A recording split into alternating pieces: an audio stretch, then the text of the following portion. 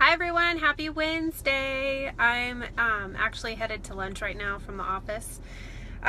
So I wanted to answer some questions that I got today.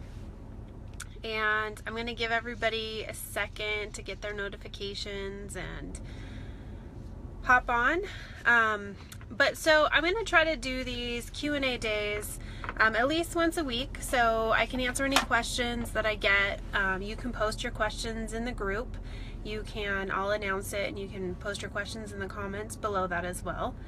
So today I got a really good question, and it's how to stay on track when everyone else around you is not eating healthy.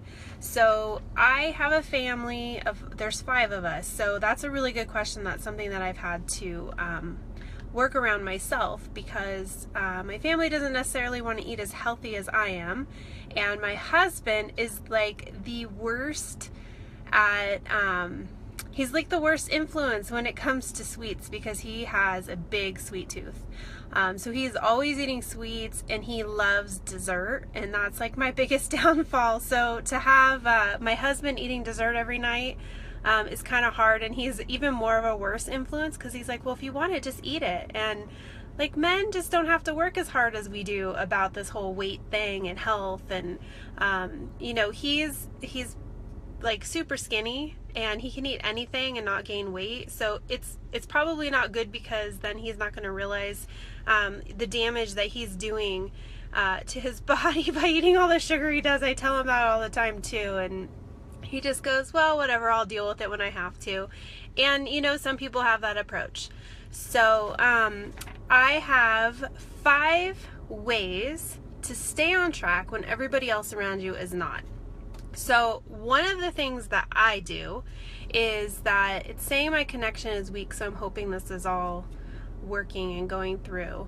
So I will buy stuff that for my kids and for my husband that I know that they like, that I could take or leave. So I love ice cream and I love chocolate. So they all love ice cream and chocolate too, but if I got them like fruity stuff, like my husband really likes fruit pies, and like to me, a store-bought fruit pie I won't eat because it's not as good as homemade. So I'll buy him those more than I'll make them. So I buy things that they like that I know that I don't really care too much about, like fruity stuff, like fruit cookies or whatever, or they really like sherbet, and I'm like, I'd rather have vanilla ice cream. So I'll buy the stuff they like that I know I don't really like, so then it's not as much of a temptation. And another thing I do is I make adjustments to our meals. So when we have burritos or tacos, they'll have a flour tortilla. I'll do corn tortillas if I'm going to do a taco. Or I will just mix up I'll just mix up a salad instead. So I'll make a taco salad. So I try to make I don't make 2 different meals for all of us. I adjust all the meals that I make, but I cook at home a lot. And so if you're cooking at home a lot, that is really helpful to your healthy eating journey, because your stuff is going to be more healthy anyway. And you can just make slight changes and variations for yourself than what your family is eating, but then you don't really feel left out. So, another thing is like if I'm making like oven fries or whatever, I'll just eat a little bit of them. Like I won't eat a lot of them, and then I don't feel so bad, and then I still kind of get that, like, okay, I got a couple fries, I feel good. Like, I don't feel like I had to resist this huge temptation. And I've noticed that doing that over time, I'm like, yeah, okay, and it's okay, I'm good, I can pass on more and more. It takes time to build that up, but if you just work on that in little steps, then eventually over time it starts to really sink in and help.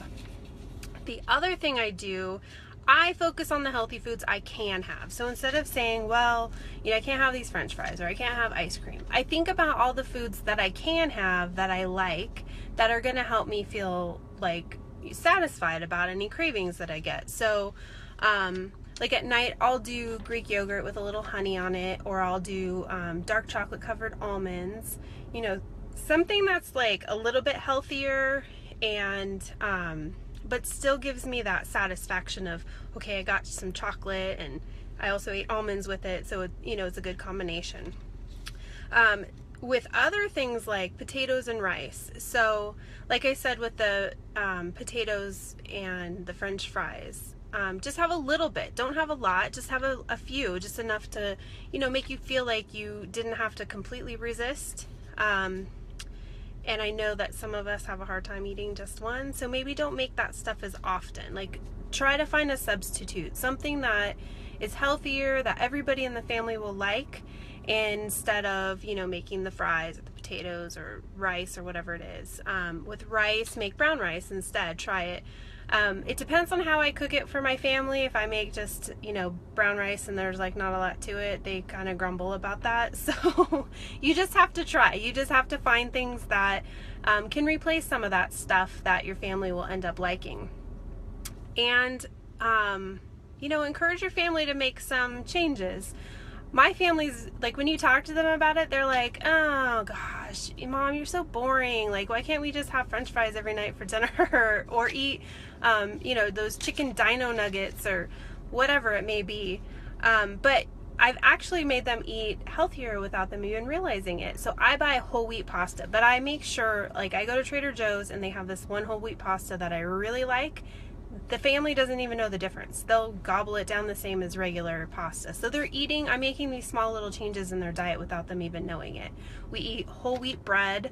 That I've had to ease into because they were all used to eating like not the greatest quality whole wheat. So I kind of step it up a little bit, and I'm trying to ease into eating healthier and healthier breads.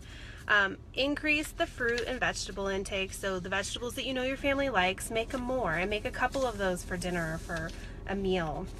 And then if everybody has this habit like they do in my house of eating dessert every night, and like everybody around you is eating dessert except for you, come up with a healthy alternative, like I said, with the yogurt or the chocolate covered almonds, something that's pretty healthy, that doesn't have a whole lot of sugar and doesn't have a lot of fat like ice cream.